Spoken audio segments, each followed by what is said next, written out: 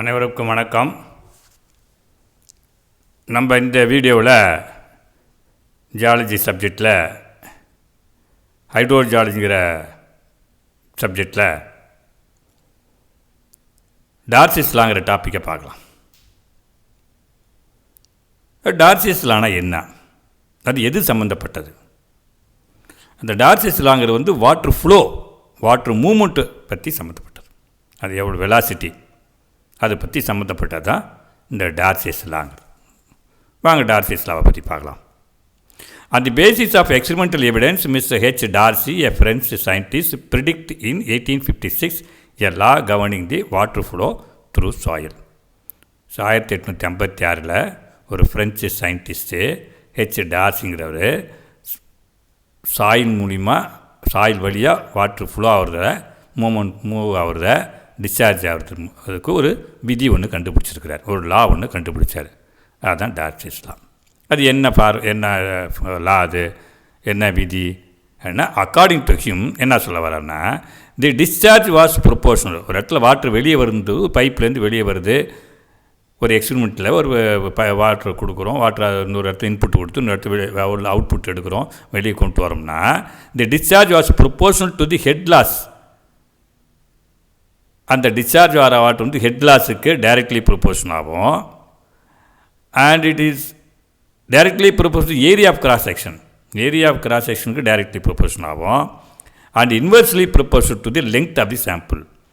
அந்த length of the சாம்பிளுக்கு inversely ப்ரொபோர்ஷனாகவும் இருக்கும் அப்படின்னு ஒரு விதி சொன்னார். அது என்ன directly proportional, indirectly proportional? Directly ப்ரொபோர்ஷனாக இன்க்ரீஸ் ஆனால் இன்க்ரீஸ் ஆகும், டிக்ரீஸ் ஆனால் டிக்ரீஸ் ஆகும், ரெண்டு ஒரே மாதிரி இருக்கும். இன்வெர்ஸ்லி ப்ரொபோர்ஷன்னா இன்க்ரீஸ் ஆனால் டிக்ரீஸ் ஆகும், டிக்ரீஸ் ஆனால் இன்க்ரீஸ் ஆகும். அது எதை வேணால் இருக்கலாம். ஓகே, அப்போ இவர் என்ன சொன்னார்னா, discharge is proportional, directly proportional to the head loss and directly proportional to the cross section area and inversely proportional length of the sample. வாங்க இப்போ அந்த டார்சிஸ் லாவை எப்படி டிரைவ் பண்ணார், கடைசி அந்த டார்சிஸ் லா என்னான்னு சொல்லணும். அதை கொஞ்சமாக ஒரு எக்ஸ்பெரிமெண்ட் டிரைவ் பண்ணார். அதான் இப்போ நம்ம பார்க்க போகிறோம். The experimental verification of Darcy's law can be performed with the water flowing at a rate Q through a cylinder of cross section area A packed with sand and having piezometer taps a distance L apart as shown in figure. அது என்னன்னா ஒரு experiment. அதில் water flow at a rate, இந்த கியூங்கிற water flow rate போயிட்டுருக்கு, inlet outlet கியூங்கிற discharge rate, water flow அந்த ரேட்டில் போயிட்டுருக்கு. இதில் cylinder of cylinder of cross section area அந்த ஒரு சிலிண்டர் வழியாக போகுது, அதில் சேண்டு பேக் ஆகிருக்கு. அதனுடைய கிராஸ் செக்ஷன் ஏரியா ஏ, அந்த சிலிண்டர் கிராஸ் செக்ஷன் ஏரியா ஏ. ரெண்டு டேப் இருக்குது, பீசோமீட்டர்ஸ், ரெண்டுக்குள்ள டிஸ்டன்ஸு எல்.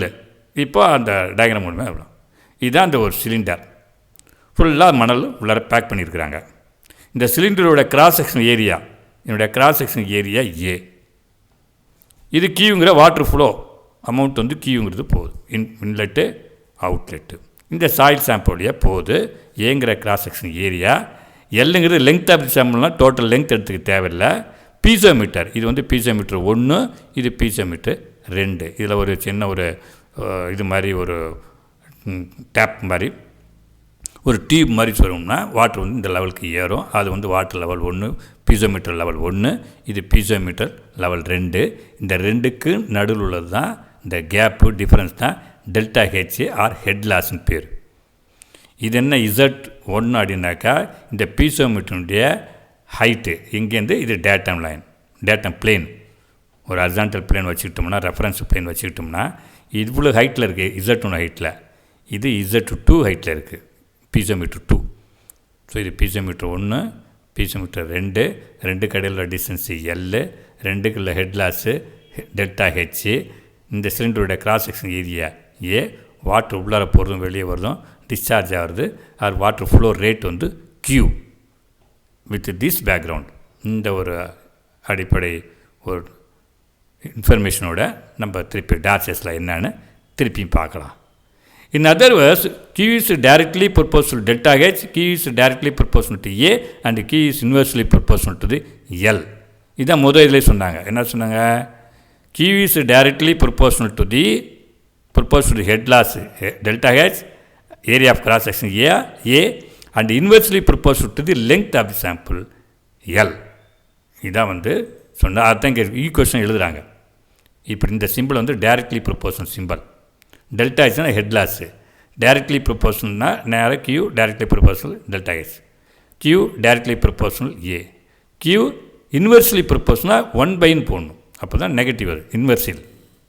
இது ரெண்டும் directly proportional. So Q is directly proportional delta H head loss, Q is directly proportional to area of cross section A, and Q is inversely போடுறப்போ 1/L போடணும். அப்போ இது என்ன பண்ணாங்க, இங்கே ஒரு Q இருக்குது, இங்கே ஒரு Q directly proportional தான், இங்கேயும் Q directly proportional, இப்போ தனித்தனியாக proportional. அப்போ ஒரே இதை எழுதிடுவோம் அப்படின்ட்டு Q is directly proportional to delta H. Okay, இங்கே இருக்குது A, ஓகே, 1/L, L கீழே வந்துருச்சு, டெல்டா ஹெச் பை ஏ இங்கே முன்னாடி கொண்டாந்துட்டாங்க, டெல்டா ஹெச் இங்கே வந்துருச்சு, டிவைட் பை எல். இந்த எல் கீழே இருக்குன்னு கீழே தான் இருக்குது, ரெண்டு மேலே இருக்குன்னு மேலே தான் இருக்குது. இப்போ இந்த டெல்டா ஹெச் பை எல்லுங்கிறது என்ன, represent rate of loss of head or hydraulic gradient. இந்த டெல்டா ஹெச் பை எல்லை எப்படி எழுதணும்னா ஹைட்ராலிக் கிரேடியன்ட்டு ஐன்னு எழுதிடலாம். அப்போ இதை திருப்பி ரீரைட் எப்படி பண்ணலாம், திருப்பி எப்படி எழுதலாம், Q is directly proportional to A into ஐன்னு எழுதிடலாம். இது வந்து அப்படியே ஈக்குவல் டு ஐ, அதான் இங்கே கொடுத்துருக்கு. டெல்டா ஹெச் பை எல்லுங்கிறது ஐயா மாறிடும். அப்போ Q is directly proportional to A into ஐயா மாறிடுது. இப்போ Q is directly proportional proportionality எடுக்கணும், எடுத்துகிட்டு ஈக்குவல் டுன்னு போடணும். ஈக்குவல் டுன்னு போடும்போது ஒரு கான்ஸ்டன்ட் உள்ளார் நுழையும், உள்ளார் வந்து இன்சர்ட் பண்ணி ஆகணும். அதுக்கு பேர் வந்து ப்ரொபோர்ஷனாலிட்டி கான்ஸ்டன்ட் பேர், அதை கேங்கிறது இன்ட்ரடியூஸ் பண்ணுறாங்க. Q is equal to, இங்கே பாருங்கள் இங்கே ப்ரொபோர்ஷனாலிட்டின்னு இருக்குது, ஆனால் இங்கே பார்த்து ஈக்குவல் டுன்னு இருக்குது. அப்போ என்ன அர்த்தம்னா ஒரு கே வந்துச்சுன்னா போட்டுக்கலாம், வராமல் போடக்கூடாது. அப்போ Q is directly proportional to A, area of cross section, into hydraulic gradient இருக்குது, அதை மாடிஃபை பண்ணுறாங்க. Q is equal to K into AIன்னு அப்படி தான், அதே தான் போடுறாங்க, K மட்டும் இன்ட்ரடியூஸ் பண்ணுறாங்க. ஏன்னா இன்ட்ரடியூஸ் பண்ணணும் ஈக்குவல் டுன்னு போகிறதுனால. Where K is the proportional constant and was found to be changing with the type of soil called permeability or coefficient of permeability. So Q is equal to KAI அப்படின்ட்டு, கேங்கிறது வந்து பர்மபிலிட்டின்னு பேர். இந்த permeability உங்களுக்கு எல்லாம் தெரியும், அது வந்து சாயில் வேரி ஆகும். இப்போ இப்போ இந்த சிலிண்டர் வந்து ஒரு சாயில் வச்சுருக்கீங்க, அதுக்கு தப்பில் அந்த ரீடிங் இது வேல்யூ ஒரு மாதிரி வரும். வேறு சாயில் இப்போ மாற்றணும்னா அதுக்கு தப்பில் வேல்யூ வந்து மாறாகும், depends upon the K value, permeability value. Okay, அப்போ இங்கே என்ன சொல்லணும்னா Q is equal to KAI, இது வரையும் டிரைவ் பண்ணுறோம். திருப்பி அங்கே ப்ரொசீட் பண்ணி போகலாம். The above equation becomes dimensionally compatible only if K has the unit of L by T, centimeter by seconds. அதாவது யூனிட் ஆஃப் வெலாசிட்டி இருந்தால் தான் இது வந்து அப்ளிகபிள் ஆக முடியும். இப்போ Q is equal to KIA, இதுதான் அது KAIன்னு இருக்குது, முன்னாடி இது போடும். Q is equal to KAIன்னு இருக்குது, அங்கே என்ன கொடுத்துறாங்க KIAன்னு கொடுத்துறாங்க, மாற்றி போட்டுக்கிறாங்க. ஏன்னா அதுக்கு மேத்தமெட்டிக்ஸில் அப்போ தான் வந்து ஒரு இதை வந்து கேன்சல் பண்ண முடியும் அப்படிங்கிறனால வந்து மாற்றி போடுங்க. இங்கே வந்து Q is equal to KAIன்னு இருக்குது, இங்கே வந்து பார்த்தா Q is equal to KIAன்னு இருக்குது, போட்டுக்கலாம், ஒன்றும் தப்பு இல்லை மேத்தமெட்டிக்ஸில். இப்போ Q is equal to KAன்னு ஃபார்முலா இந்த எப்போ ஃபார்முலா மாறி இருக்குது. Q is equal to KAன்றது அப்படியே மாற்றி Q is equal to KIAன்னு இருக்குது. Dividing both sides of the above equation by A, இந்த ஈக்குவேஷன் ரெண்டு சைடு ஏல வகுக்கலாம், டிவைட் பண்ணலாம். அப்போ இது Q பை ஏன்னு ஆகிடுது. இது KIAன்னு இருக்குது, இந்த KIA தான் ஏகே அடிபட்டு போயிடும், அப்போ KI மட்டும்தான் இருக்குது. இங்கே வந்து Q பை ஏ ஒன்று ஏ அடிஷ்னலாக சேருது, ஏன்னா டிவைட் பண்ணுறோம். இங்கே KIAன்னு இருக்குது, இங்கே டிவைட் பண்ணுறோம், ஏகே அடிபட்டு போயிடும், அப்போ KI தான் வரும். அப்போ Q by A equal to கேன்னு வருது. அப்போ QA ஈக்குவல் டு KIக்கு பதில் V டேஷ்னு போடலாம். ஓகே, இந்த V டேஷ் KIக்கு பதில் V டேஷ் வச்சு ரிமூவ் பண்ணிக்கலாம், போட்டுக்கலாம். அப்போ V dash equal to KI, Q by A equal to V dash equal to KI. இந்த Q பை ஏ வந்து V டேஷாக மாற்றிக்கலாம். அப்போ V டேஷ் ஈக்குவல் டு KIயாக மாறும். Where V dash is the superficial velocity of flow. So இந்த V டேஷ்ங்கிறது தான் superficial velocity. Superficial because it is not the actual velocity V of flow. ஆக்சுவலாக அது வந்து சிலிண்டர் ஃபுல்லாக பாஸ் ஆகி போகல, அந்த சாயில் உள்ள கேப்பில் தான் போகுது, அதனால தான் V டேஷ் சூப்பர்ஃபிஷியல் வெலாசிட்டி பேர். Since the flow occurs through the voids in the cross section area and not in A itself. ஏங்கிறது ஃபுல்லாக இதில் வந்து இது இல்லாமல் இருந்தால் அந்த பாருங்கள், இப்போ இது வழியாக ஏன்னு போகுதுனாக்கா சிலிண்டர் வழியாக போகணும், அப்போ தான் இந்த இது வந்து வீன்னு போடலாம்.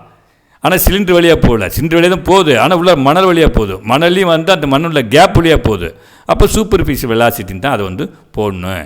அதனால் வந்து வெறும் வீண் மட்டும் சொல்லக்கூடாது அப்படின்னு சொல்கிறாங்க, வேறு ஒன்றும் கிடையாது. ஓகே,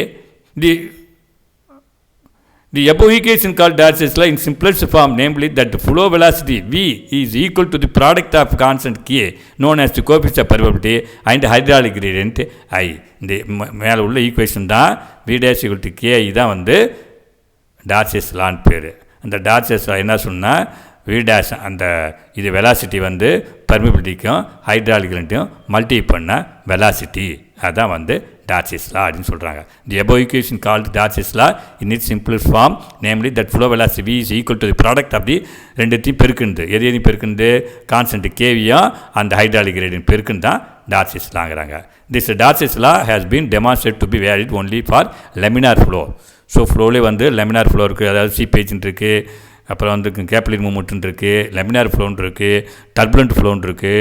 லெமினார் ஃப்ளோனாக்கா வந்து வாட்டர் மூமெண்ட் வந்து ஷீட்டாக without any much intermingling, high speed இல்லாமல் ரொம்ப லோ ஸ்பீடில் ஸ்மூத்தாக போனால் லெமினார் ஃப்ளோன்னு பேர். அந்த லெமினார் ஃப்ளோ தான் இந்த எக்ஸ்பெரிமெண்ட் யூஸ் பண்ண மாதிரி இந்த இதுக்கு Darcy's lawக்கு applicable.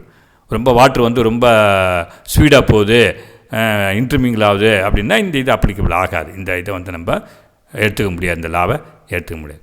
A common misinterpretation of Darcy's law involves the statement that flow takes place from high to low pressure. நம்மளா ஹை டு லோ ப்ரெஷர் தான் போகும்பாங்க. இது வந்து ஹரிசாண்டலுக்கு தான் பொருந்தும், ஹை ப்ரெஷர் வந்து லோ ப்ரெஷருக்கு. ஆனால் இங்கே வந்து water may actually flow in direction of increasing pressure, but இந்த இன்க்ளைன்டு ஃப்ளோ. இப்போ இது வந்து இன்க்ளைன்டு ஃப்ளோ, வாட்டர் வந்து இன்க்ளைண்டாக போகுது. அப்போ what is moving from low pressure to the high pressure, அப்படி தான் போகும் அப்படின்னு சொல்கிறாங்க. ஓகே,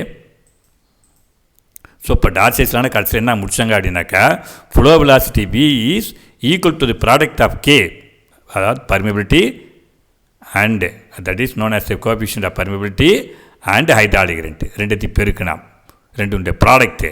அதான் வந்து Darcy's law. இது வந்து ஒன்லி லெமினார் ஃப்ளோக்கு தான் வேலிடு, வேறு இந்த ஃப்ளோக்கும் அப்ளிகபிள் ஆகாது அப்படின்னு சொல்லிட்டாங்க. Okay, thank you.